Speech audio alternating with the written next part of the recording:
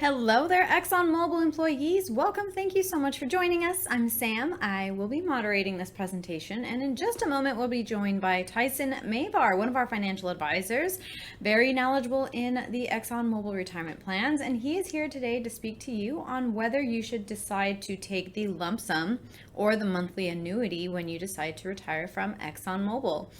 It is a very big choice, and there are a lot of factors that go into which one you should take. So he's going to break that down for you. Before Tyson comes on, though, I'd like to just very quickly remind you that we are not ExxonMobil here. We're not affiliated nor endorsed by ExxonMobil, so please keep that in mind as you're listening along today. Next, you can find links to our website. I'll be entering those into the chat throughout the presentation. Click directly on them. They're going to guide you to our website. You can book a free 15 or 30-minute block of time with Tyson or one of our other ExxonMobil focused advisors. You can follow us on YouTube, and if you have a LinkedIn, you can connect with us over on LinkedIn. We post a lot of content for ExxonMobil employees and retirees. We really feel you'd get value out of it if you considered giving us that follow. And there is a Q&A box on the screen. Feel free to ask away. It's completely anonymous. We welcome your questions. Tyson will not have time to answer them live with you, but I will make sure one of our advisors reaches out to you afterward through phone or email to answer those questions with you. And without further ado, we're going to jump right into it now with Tyson Mayvar. Good afternoon, folks. Thank you for attending our webinar series today. My name is Tyson Mayvar. I'm a retirement specialist and financial advisor here with the Retirement Group of Wealth Enhancement Group. Today's webinar series, we're going to be talking about the ExxonMobil pension plan, some of the different distribution options that you have as an ExxonMobil employee or retiree, some of the issues with interest rates, the effects on the lump sum, and some of the important considerations that we found with our clients who we've helped retire from ExxonMobil over the last 30 years. Many of you know that we have hundreds of clients from ExxonMobil, not just in Houston, but around the globe. And our hope is that we can give you some information that you will find valuable in building a very robust retirement plan. We hope that you decide to spend some time with us, meet with us, and go through a retirement cash flow analysis. And we hope that you at least consider doing some business with us if you do choose to work with an advisory firm in retirement, but there's no obligation certainly to do that. Today we want to cover some of the biggest mistakes that we've seen people make when electing their pension, as far as the timing, the distribution options, and also some of the tax issues related to the pension decision from ExxonMobil. So as many of you know, ExxonMobil's pension plan is still a defined benefit plan, which is very unique in today's environment. Both Chevron and ConocoPhillips have moved over to a cash balance plan for their newer hires. ExxonMobil still offers a fairly lucrative defined benefit pension plan. Of course, you have to work for the company for at least 15 years and be at least 55 years of age when you leave the company to be fully vested. But you still get some vesting or some pension if you have at least 5 years with the company. And so the sweet spot is really going to be somewhere after age 55. So let's talk about some of the issues with the timing and the distribution options. Well, it's also fairly unique that ExxonMobil will allow you to take a lump sum on your pension. You could take the present value of all future projected annuity payments from the company as a lump sum. And you can choose to do with that lump sum whatever you like. You can roll it over to a retirement plan like your 401k with Voya, an individual retirement account through a number of different custodians. Our company uses both Schwab and Fidelity as custodians. That's where we manage our clients' money. There's a number of options there, and in most cases you're not going to have to pay any taxes as long as the rollover is processed correctly. Some cases where you may have a supplemental pension plan, which is a non-qualified portion of your pension. It's a portion of your pension that is taxed right after you retire. So you cannot roll that over, you cannot defer taxes on it, and if it's a sizable number, it may be a consideration for picking a different retirement date, maybe earlier in the year, so that you don't have all this taxable income in 1 year, the year you retire, and a higher tax bracket as a result, something that we would certainly want to plan for and discuss before picking your retirement date. Now the lump sum, although popular, is not the only option. There's a variety of different annuity options. The single life annuity is going to be the biggest monthly payment. They call that the life with 5 years certain on your pension projections. What the 5-year certain means is that that is a lifetime payment for you, the employee. But they also have a 5-year period certain death benefit, which means if you pass away within the first 5 years of your retirement, whoever your beneficiaries are listed will receive the remainder of that 5 years worth of payments, whatever you did not collect because you passed away early in retirement. Now there's also these extended period certain options, the 10, 15, and 20-year period certain. Essentially, you're giving up money during your lifetime, although you do have a lifetime annuity. You're giving up a little bit of that money in order to have a death benefit for an extended period of time. And although this is not a very popular option in my experience, it may be something to consider if you have concerns over your life expectancy. I have a client that is a cancer survivor, and that was an attractive option to her because of an uncertain life expectancy. And there's a variety of other reasons you might consider that. The joint and survivor option is a fairly popular one for married couples, especially when the non-ExxonMobil party does not have his or her own pension. And certainly if the lump sum does not seem attractive for a number of different reasons, the lump sum has a great death benefit, but for a number of reasons you may consider the joint and survivor option if you are married. However, your joint annuitant does not have to be your spouse. Although that's the most common reality with this option, it does not necessarily have to be your spouse. And there's a number of ways you can take that. You can give your spouse or your joint annuitant more income during his or her lifetime, but you are going to receive less income during your lifetime, you, the ExxonMobil retiree, in order to offer that preferred death benefit to your spouse or to your joint annuitant. So a lot of great options here. We help our clients and work with our clients very proactively as they approach retirement because this is an irrevocable decision. It's a pretty big one. There's no one-size-fits-all recommendation because of how many different variables there are in people's circumstances, life expectancy and health, risk tolerance, propensity to continue working after ExxonMobil, tax bracket status, whether or not you're married. A lot of different variables will go into what's likely going to be the best outcome with an uncertain future. Now, I mentioned earlier 55 and 15, very important milestone. That is where you will be able to qualify for all of the benefits, which means a full lump sum, the ability to defer your lump sum. However, there is still some penalties if you retire prior to age 60 that you want to be aware of. And that's essentially, it's going to be 5% discount for every year prior to age 60 that you take your pension. For example, if you do leave at age 55 with at least 15 years of service, you don't have to take your pension right away. You can wait to take it, and it's going to grow by a number that's actually greater than 5% per year. It's going to max out at age 60. It's still subject to interest rate fluctuations, at least with the lump sum option. And then at that point, most people, if they're already retired past the age of 60, do not defer that decision. But there are some circumstances where it actually makes sense to wait even beyond age 60 to take your pension if you've already retired. As you can imagine, that also means that your pension isn't growing quite as quickly after you reach age 60 because you've aged out of all the penalties. It's still growing if you're continuing to work.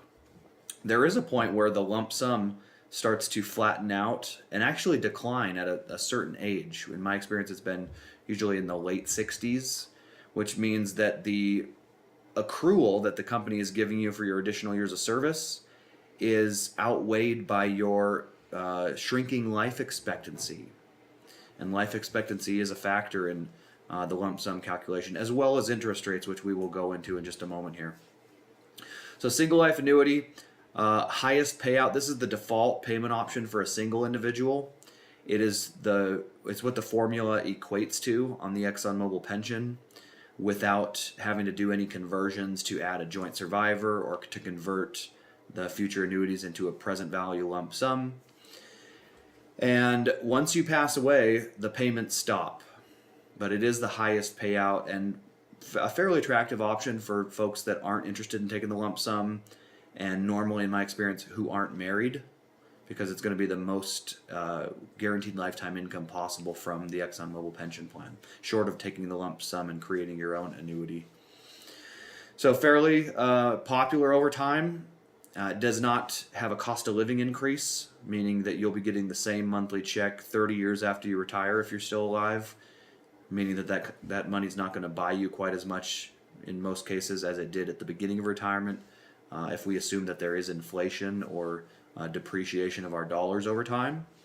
And certainly a concern that I hear from a lot of people that I work with, one of the reasons, even though interest rates have climbed in the last few years and the lump sum payouts are smaller than they were 5 years ago, for example, in my experience, just as many people now are taking the lump sum as 5 years ago when lump sum payouts were higher. The biggest reason I've heard from people, of course, there's the death benefit flexibility of the lump sum, ability to invest that however you want. Now fixed income investments are paying more interest than they were 5 years ago. There's a lot of reasons people are interested in the lump sum, but the biggest change in perspective that I've seen is concerns over future inflation. If our government continues to inflate our way out of our debt, increasing the money supply, and cost of living increases are high throughout your retirement, this is a risk for taking any of these annuity options because there is no cost of living increase. And a reason that, in my experience, a lot of people are still taking the lump sum because of concerns over inflation in the future throughout their retirement. Now, the joint survivor annuity similarly is a lifetime payment for you, but it's also a lifetime payment for one other individual, normally a spouse, but doesn't have to be. And as a result of being good for 2 lifetimes, of course, the life expectancy of 2 people is always longer than the life expectancy of 1 person, which means that they don't have to give you as much money during your lifetime because you have additional death benefits associated with a joint survivor annuity being paid to somebody. So there's a variety of ways that you could take this. You can take a 100% joint survivor, for example, where your spouse or your joint annuitant receives the same income as you did during your lifetime after you pass away. But that is going to see the biggest discounts during your lifetime in the early years of retirement as a result of that better death benefit. Fairly common one is the qualified joint survivor, or also the 50% joint survivor, where your spouse or joint annuitant receives half of what you got as the retiree during your lifetime, but you get more money in your lifetime together.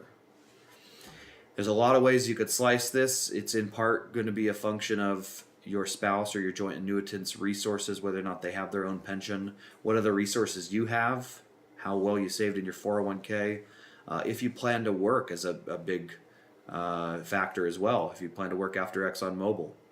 Because you're likely, unless you're under age 60, it's probably not going to make sense to defer the election of your pension.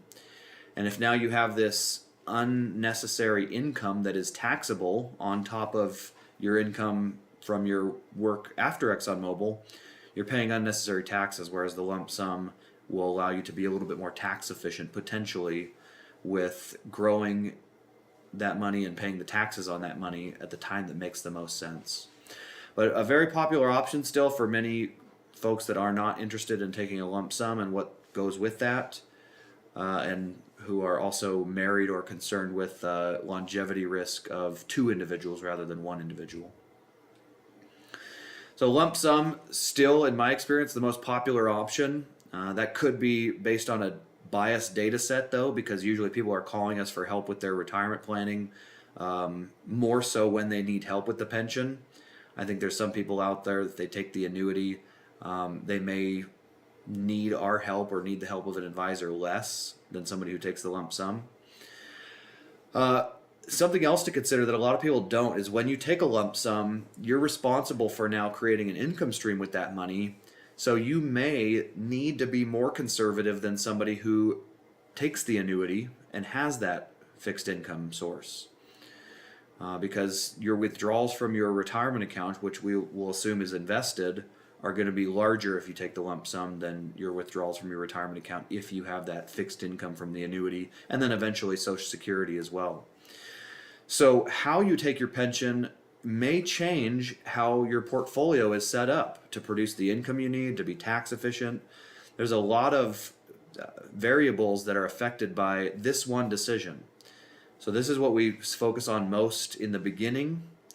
And once we start to have more confidence in what is likely going to be the best option for our client and their family, then we can back into some of the other decisions like retirement date, how to invest the money, where to pull from, which accounts to pull from to be tax efficient, whether or not you need to work after you leave ExxonMobil, and how much you might want to target as an income if you do some consulting or contracting work or a part-time job, for example. And then also how and when to take Social Security is in part going to be a function of how you take this pension. So lump sum is still fairly attractive to a lot of people, but it is going to create some decisions that you have to make after you leave ExxonMobil, in particular how to invest this money and who to have help you if you decide to work with an advisory firm. Now, I get a lot of questions from folks, why, when interest rates go up, does my lump sum go down? And the best analogy we've been able to come up with on this is likening this to mortgage payment. So let's say, for example, your budget for a home is $4,775 per month. That's how much you can afford if you're going to buy a home. Maybe you're a first-time home buyer, or maybe you're buying a retirement home. And let's say at that time interest rates are 4%, and we're looking at the interest rate for a 30-year fixed mortgage, for example. Well, you may go to the bank, and the bank says, we will lend you money to allow you to afford a $1 million home based on your $4,775 a month budget.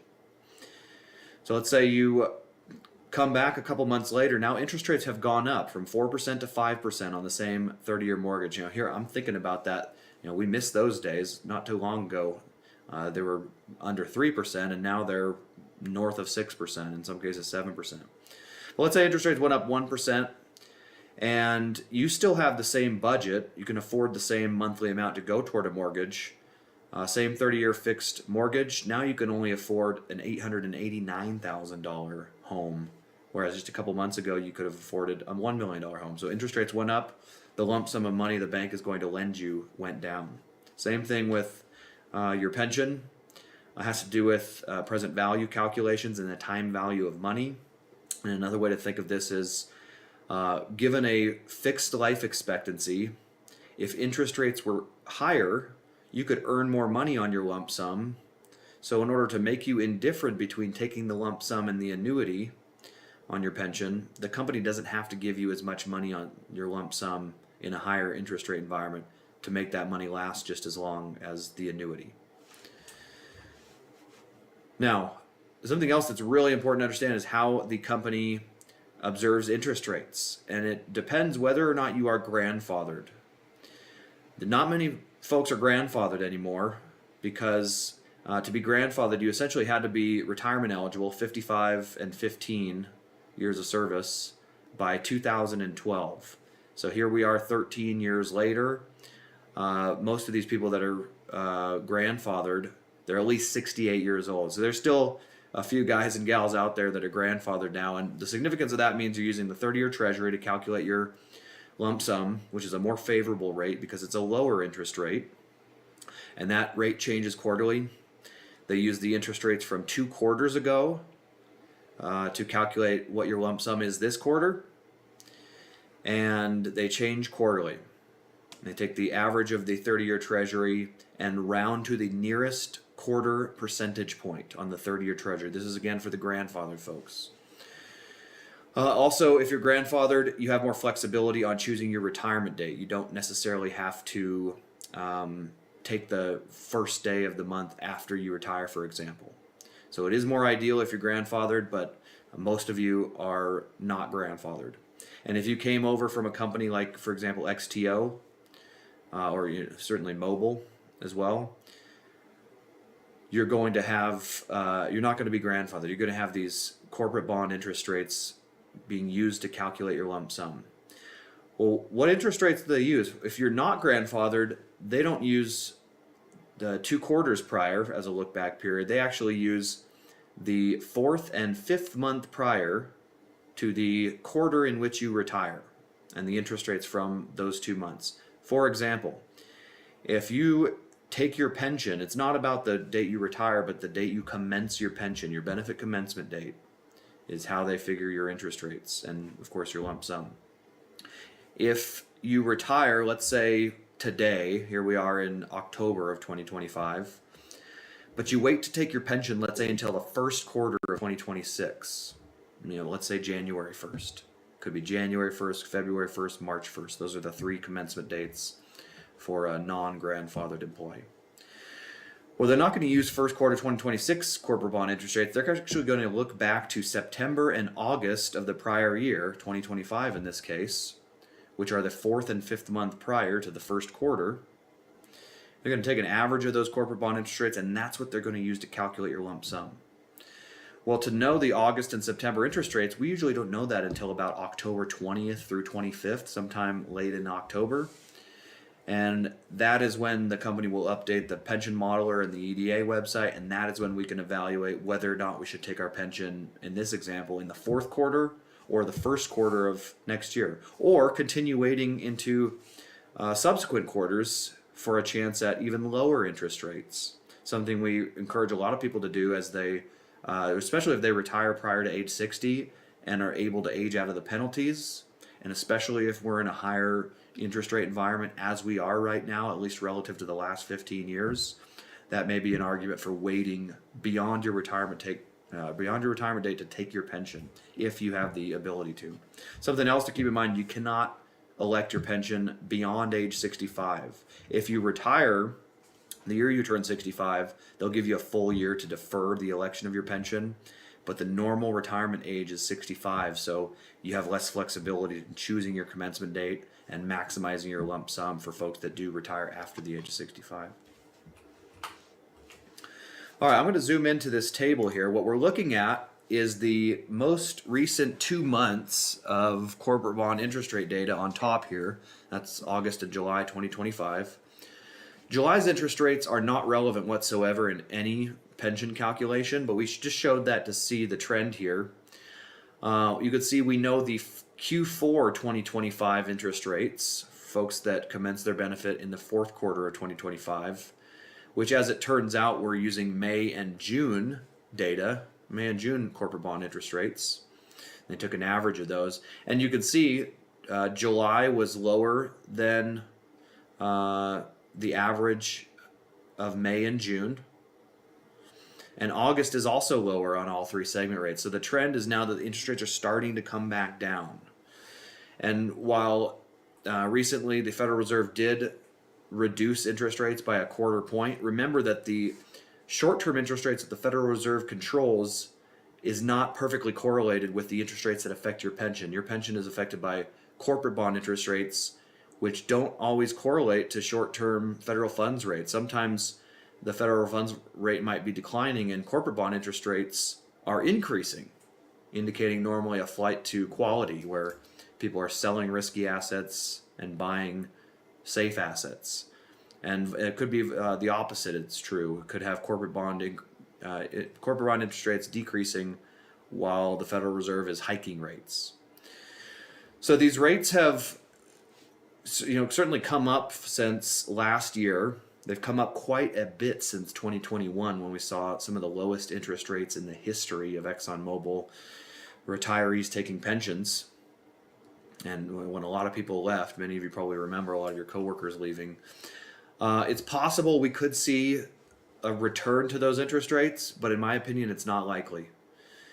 And there's a lot of issues that we need to talk about when we're picking not only the optimal retirement date, but the optimal pension commencement date. Interest rates are a big part of the decision-making process, but just know that most of you do not have to take your pension right away, and there could be some good arguments to wait to take your pension, both to get more money from the company, and also there could be some positive tax implications of waiting on your pension. Also, what I've seen, unfortunately, a lot of people don't spend a lot of time evaluating advisory firms throughout their career. I encourage people to do a test run of our services and maybe a couple different companies before they retire to see who they had the best fit with and with a smaller amount of money. If you are able to do that, it's a great way to test the waters, so to speak, on the advisory firms, the services they offer, the performance on the investments, customer service, all of that stuff that's important to most people. Fortunately, almost nobody does that much due diligence ahead of time. A lot of people wait until the year they retire and just start talking to 5, 6, 7 different companies and make a gut decision on who to go with, which unfortunately isn't always the best way to do it. If that's you, if you didn't put a lot of work into it ahead of time, that may be another reason to defer the decision-making process so you have more time to really talk to several different groups, see who has a good track record working with ExxonMobil clients, see who you have the best relationship with, who your communication is good with, who gives you the best advice along the way, who you trust. That's a big part of it. And then if you have the ability to allow a company to manage some of your money before retirement, how did they perform on the investment? Something that's also pretty important for, at least should be, all of us. Now, in review, we have these 3 primary annuity options that you have. With the lump sum, you may not want to take this all right after you retire. In fact, even with the annuities, there might be an argument to wait on taking your annuity, especially if you're not 60 before you leave, and certainly if you're considering working and making some taxable income after you leave ExxonMobil, could be another argument to defer the election of your pension. There are options to take a hybrid where you take part of your pension as a lump sum, part as an annuity. And for those that just can't make a decision, I've seen that be a pretty good way to hedge your bets.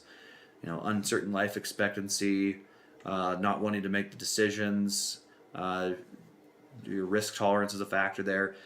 You could split it up and take half your pension as a lump sum, half an annuity. Great option. Or what some other people do too is, rather than making a decision on the day they retire or near the day they retire about whether or not they want lifetime income, a lot of people will take the lump sum and defer the decision.